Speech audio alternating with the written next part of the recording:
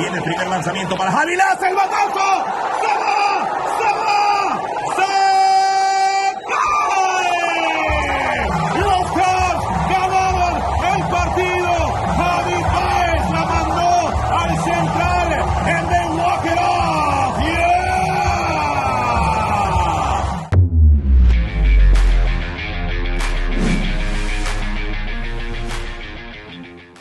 Hey, Setup Nation, we have got Miguel Esparza, the voice of the Chicago Cubs, not just the Chicago Cubs, by the way, guys. He does all Chicago sports, and I'm extremely excited to have you on here today, Miguel. Thanks for joining us. Thank you. Thank you. It's my pleasure. I appreciate you. Awesome. Hey, little known fact, and I found this out by seeing you over in Chicago, but you were a Elvis cover singer back in the day. You got a little something for us? Maybe see, so I'm a huge Elvis fan. I became an Elvis tribute artist, I want to say in 2011. Okay. Life took me to different places, and I ended up wearing a jumpsuit dressed as Elvis, sideburns, long hair, and it was just great. So, one of my favorite songs of all time, Elvis Presley. This is a real cool story behind the song. It's called Suspicious Minds.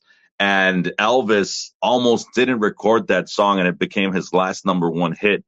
Right. He went into the studio to record, tells his friend, hey, remind me about this song. He's walking out the studio, and his friend's like, Elvis, that song you told me to remind you. He's like, oh, yeah, let me go. Let's take a look at it. Goes back, records it, last #1 hit, Suspicious Minds. So here you go. We're caught in a trap. I can't walk out because I love you too much, baby. Let's go. Hey, I didn't think you were going to say yes, but I'm happy we just got that on camera right now.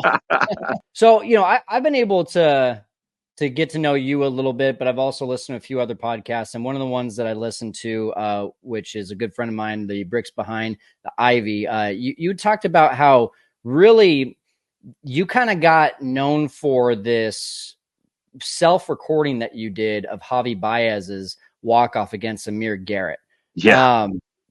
What was the reason for doing just like a random self-recording, or were you doing that for a lot of the games already? No, that was the first time I did it there. I had tried it so I got this new phone and it had that feature, and I tried it during a Blackhawks game and I posted it on Twitter. Nothing really happened with it, but I thought it was cool just to see both vantage points. And then that day there specifically, I was like, man, what if something big happens here with Javi Baez, right? And I could capture that moment. Mainly, it was one of those, like, it's for myself, right, to keep, but at the same time, also put it out there, and you never know who might see it and likes it, right? And it was just, that was it, practically. So I set up my tripod in front of me, I put up my phone, and then he sends it to center field.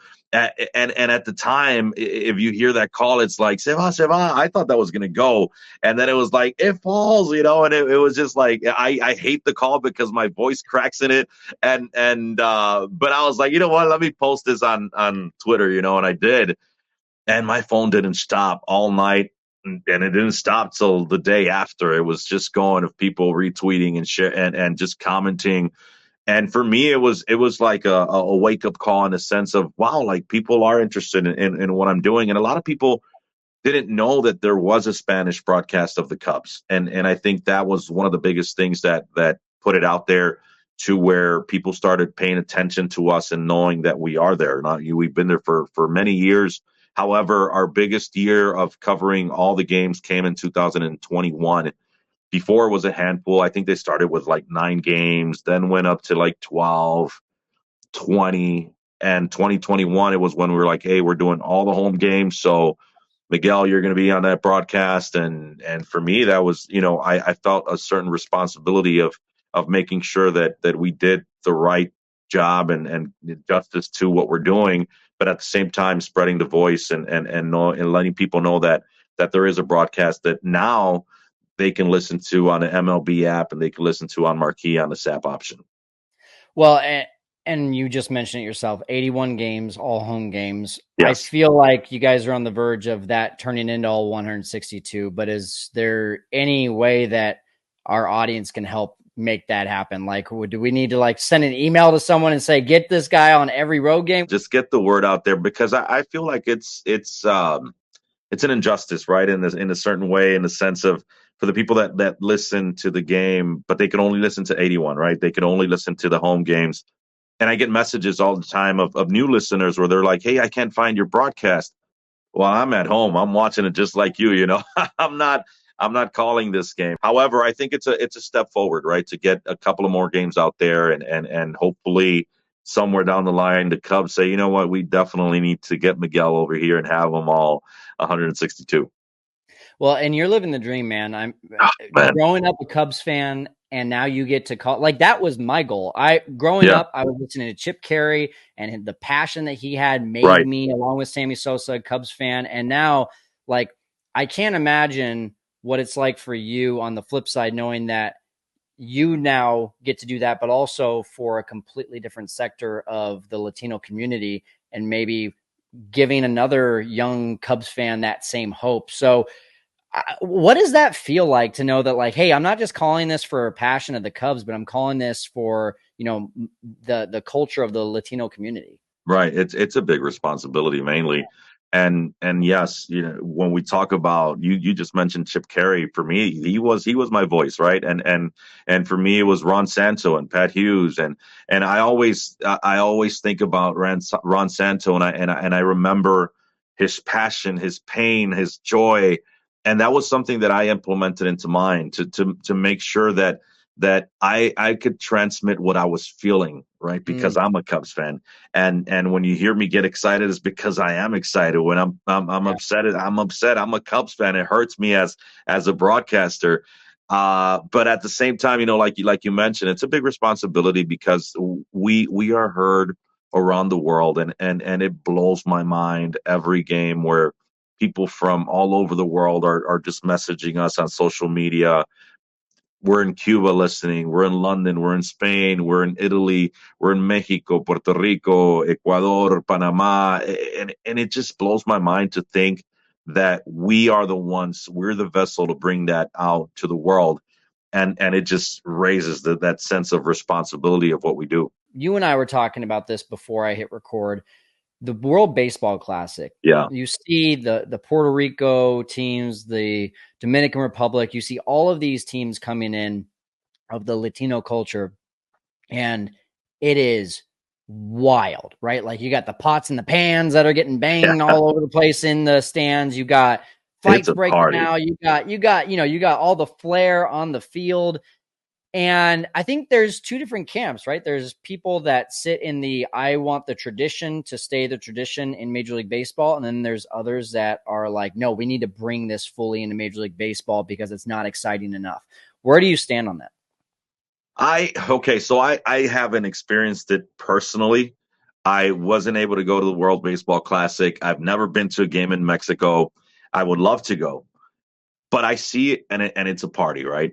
And I think I'm in between. I love baseball as is. I was one that was so upset with the pitching clock, and I was like, what is this, right? And but at the same time, I look at it now, and it's just made it so much faster and better. It's been so good for the game.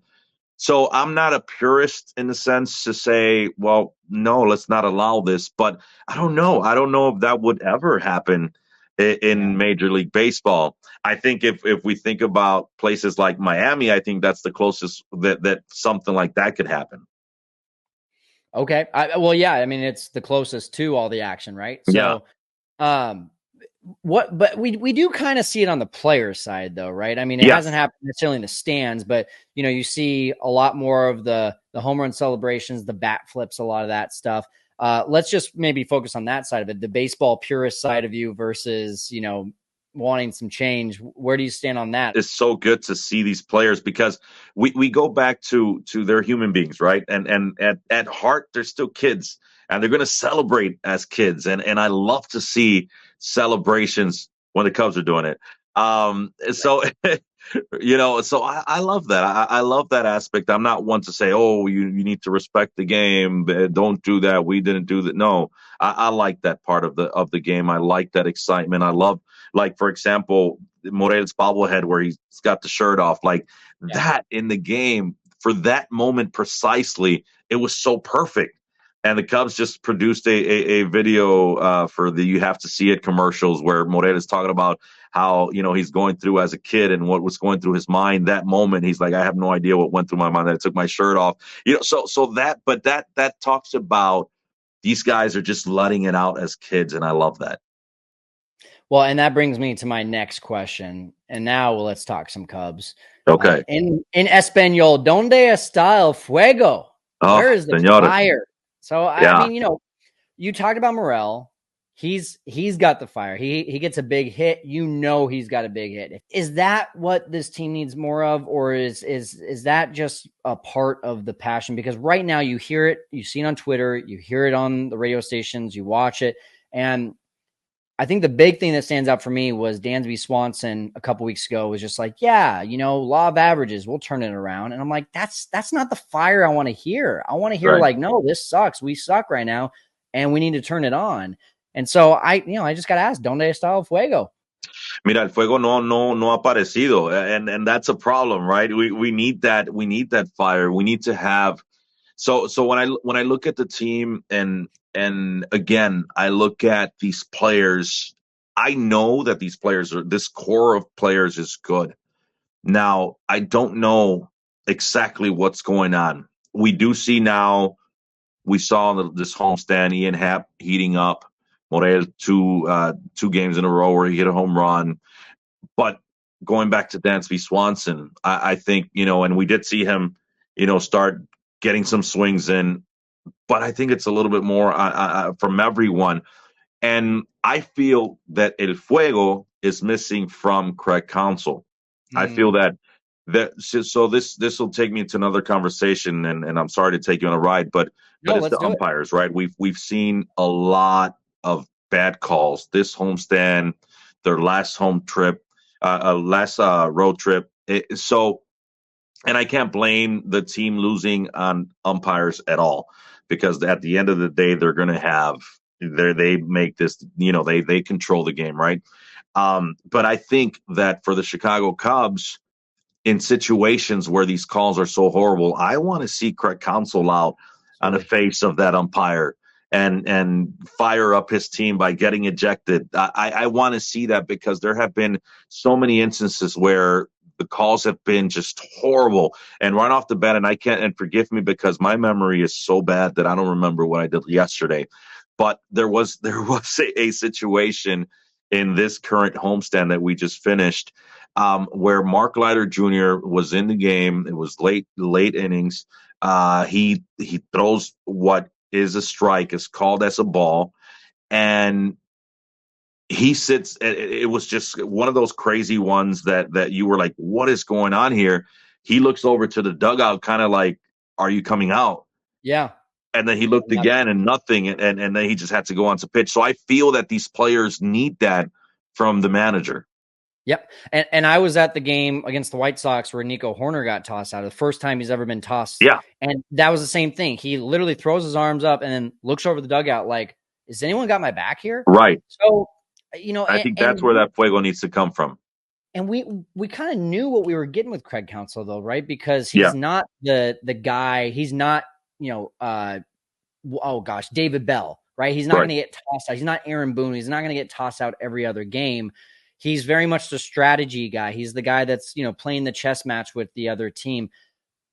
But that's not working either right now. So it's like, if you're not going to play chess and you're also not going to play, scream in your face, hard knock baseball, then like, what are you playing? So I hate to play the comparison game, but you were there with Ross.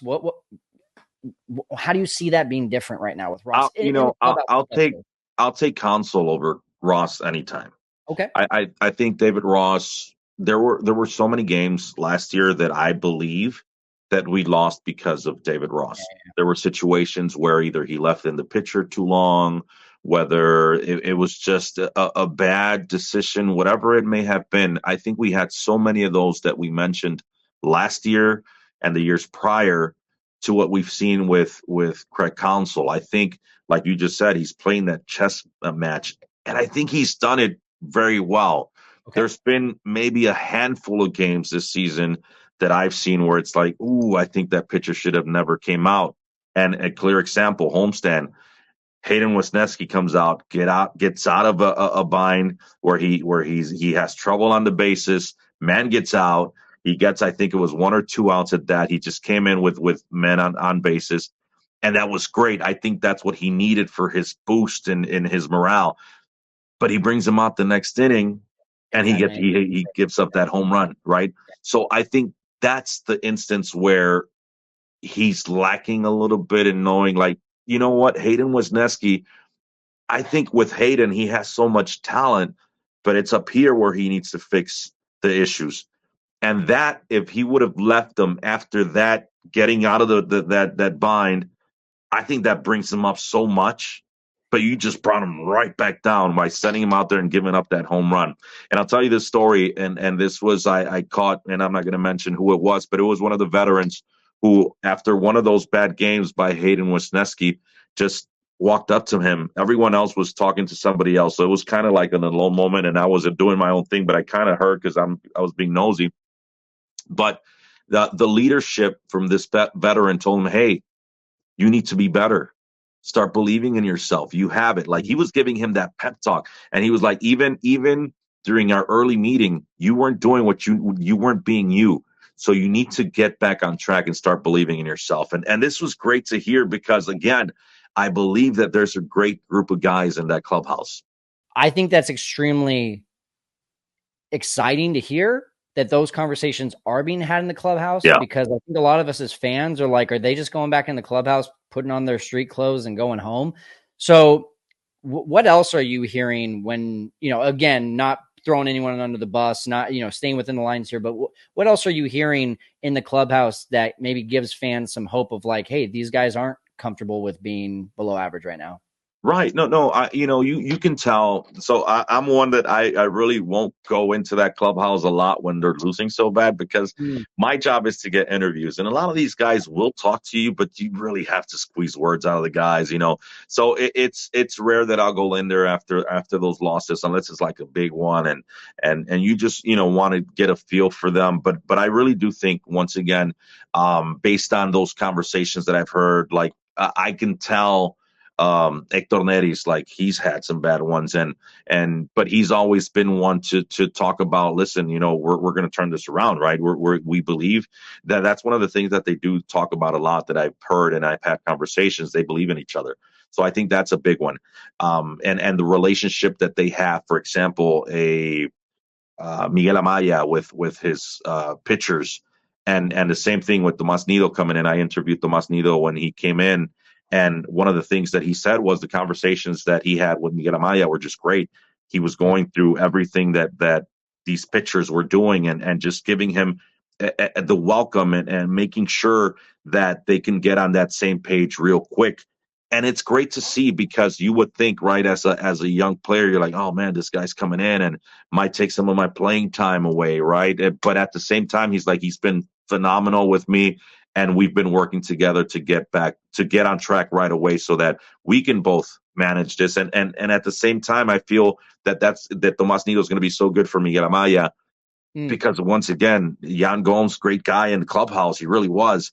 But behind the plate, like, you get a single, that's a double, right? It turns into a double because they're not throwing these runners out. You said something that I want to go back to, and I guess, going back to this idea of, where's the fire? Donde está el fuego? You mentioned Craig Counsell being the guy that you want to see more fire from. I can't help but think of the connection of the type of personality that Counsell is, and looking at a Jed and a Carter Hawkins, and how they all kind of seem to be cut from the same cloth. Right. And a lot of people are very frustrated with this front office right now and don't feel like there's enough urgency, another word for that, enough fire under their butts to really like make some changes. How do you kind of look at this front office right now and the end product of what we're looking at with a team that's, now a number of games below 500? Well, front office, I don't have that opportunity to really. I'm like you, like a regular fan, right? I see it from the outside. I don't have that connection where where he'll see me, hey Miguel, how you doing? That's not there. So but I do see, right, and I do think about, okay, what are these guys going to do, and I feel, again, I see it on Twitter. I see the fire jet accounts, and I see all that, and I see, but I don't get into that just because, again, it's not my department. Obviously, it's not something that I'm an expert in. However, I feel that with the Jan Gomes move, I think that was a step in the right direction. I feel that by them, even to many, that might seem like a very small move, but it tells you that, okay, they're paying attention to the deficiency within the whole group of catchers. I believe that first small step, I think it tells us that they are looking to make some moves. And I know they're not happy with where the team is at this moment, right? And the expectations are there. So I'm really hoping with every Cubs fan that there is a move, that there is something done to really push this team up over the edge. Yeah, you can only hope. I think I'm kind of playing the game right now of we're, 5.5 weeks away from the trade deadline. If this team is still at this same place, just call it, flirting with 500, maybe Right. a game two above or below. What do you think? You want to see them go all in and start buying and sacrifice potentially some of the future? Or do you want to see them play this middle grounds like they did last year, or sell? I personally, I want them to buy. I want them, yes, sacrifice some of the prospects, because at the end of the day, as horrible as this sounds, that's why they're there, right? They're there to build future teams, and I feel like, don't touch PCA. I think this kid's going to be phenomenal. I think that's our future in center field, no doubt about it. He's just so good on the bases. He's just a game changer on the bases. And again, I was talking about this earlier on my show, that if Pete Crow Armstrong can start hitting like what we've seen in AAA, that's a complete player, right? And that's one that I don't want to see go. However, going back to let's go all in. I think this team, again, this is why you signed Cody Bellinger. This is why you said, okay, let's go back to competing really for playoffs, and not stay where we're like, oh, we came so close, and I can't go through another 2021. I still remember the day that I'm driving down Lakeshore Drive and I see the news pop up, Anthony Rizzo's traded, and I can't go through that again, And I don't think a lot of Cubs fans want to do that either. I think that we don't want to stay outside of playoffs. I think it's time to go in. Right. And I'm with you. Like, don't get rid of PCA. I don't want to get rid of Cade Horton. There's a few other guys. Are there any other, like, to you, hey, these are untouchables versus just prospects that you can ship off? I can't think. You just mentioned another one, Cade Horton. I think that's one that you don't touch. Now, for example, I mentioned Hayden Wesneski.